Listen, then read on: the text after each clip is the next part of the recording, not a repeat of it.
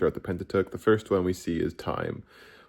Time was the first thing that God made holy. And so God sanctified time. He said the seventh day is holy. And so God took something that was perfect and he brought it into positive numbers.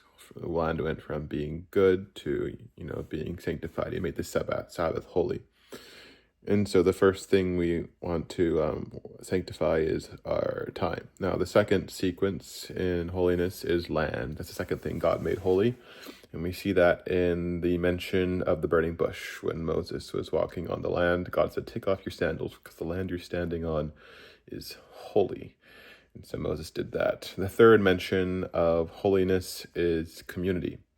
This is when God wanted to set apart Israel and make them holy. The fourth thing that God made holy was the office of the priesthood, or like your job, your vocation, the thing you do.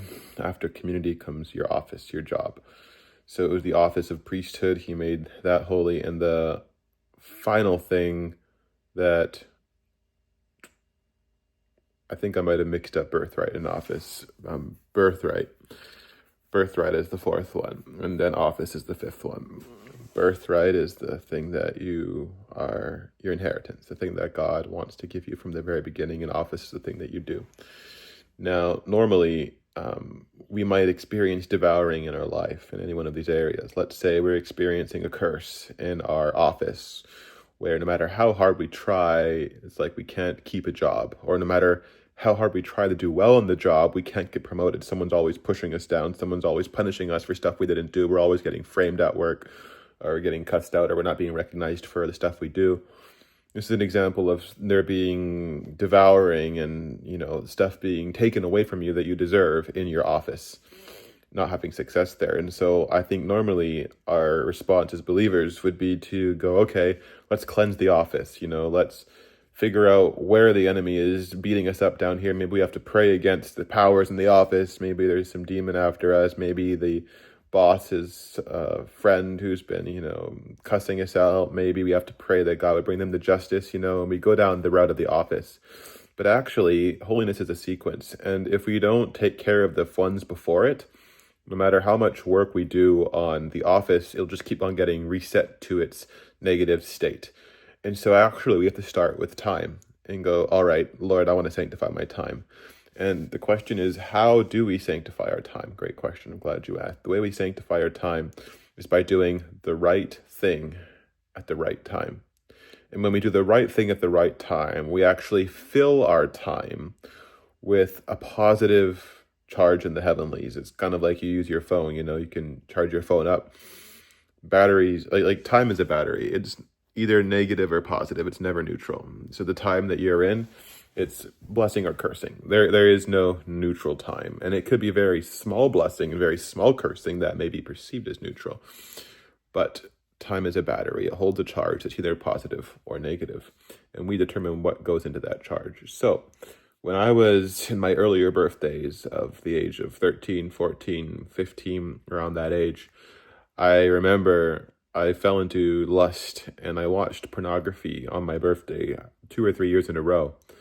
And it was around that time that I began to hate my birthday thereafter. My 16th birthday, I hated my birthday. I hated the day I was born. 17th, hated it. All the way up until I got married and had a girlfriend. I hated my birthday with a passion, and I never knew why. But it made sense to me later on when I realized, wait a second, I had been sowing evil on the day of my birth for multiple days in a row. The opposite of holiness, it's a negative charge. What would it have looked like if I had actually sowed holiness, if I had done the right thing on the right time on my birthday? What type of blessings would God be releasing to me on my birthday if I had sowed, that kind of stuff? And you may be thinking, okay, well, this sounds like a lot of mumbo jumbo flim flam. Do you have any other data points that we can draw from? Now, there are cycles of time in each of our lives. We each have our own cadence and our own cycle of life. And for each person, it's different. Some people, it might be similar. I was listening to a preacher sharing that his cycle, his cadence of time is 11 and a half years. Now, that's oddly specific, but he said in order to find your cadence of time, all you have to do is go to the most significant event in your entire life. It could be a good event, like you got married, or it could be a bad event, like you got into that car accident that caused you to lose your leg. It could have been a very significant breakup. It could be the day you received Jesus. What is the most significant day in your life, good or bad? And then you take that day and you find out, okay, how old was I? And you say, okay, maybe I was, 24. And then you ask yourself, all right, now what are the other big events in my life that were maybe not as big as that, but were still very big? And you plot all the dates out for the largest events in your life and you put them on a timeline from, the day you were born all the way until now. And you see, is there a pattern in the number of years that pass between each of the dates? And if there is, then you might have a cadence of that many years. So I thought, this is an interesting theory. I want to give this a shot. So I decided, okay, what was the most, significant day of my life? And I think it was probably the day I received Christ. Now, I was 3 years old when I received Jesus. The next most significant moment in my life was 3 years later at the age of 6 years old, when my whole life ended and I was taken against my will to serve the Lord full time in a different country. I was taken away from all my friends, torn apart from the place I loved. Horrible moment. So now we have two very significant events. 3 years old, received Jesus. 6 years old, called into full-time ministry by God, by my parents, and torn away from all my family and friends and loved ones for an indefinite amount of time. And so, every 3 years. Another major life event was, I remember the first time I willingly looked at porn was 12 years old. And so, okay, is that divisible by any of the previous numbers? 6, yes. 3, yes. Okay, interesting. When I was 9 years old, that was 2006. In 2006, I distinctly remember making a vow in my heart, saying this was one of the most miserable years of my life. This is one of the longest years of my life. I don't like this year, 2006.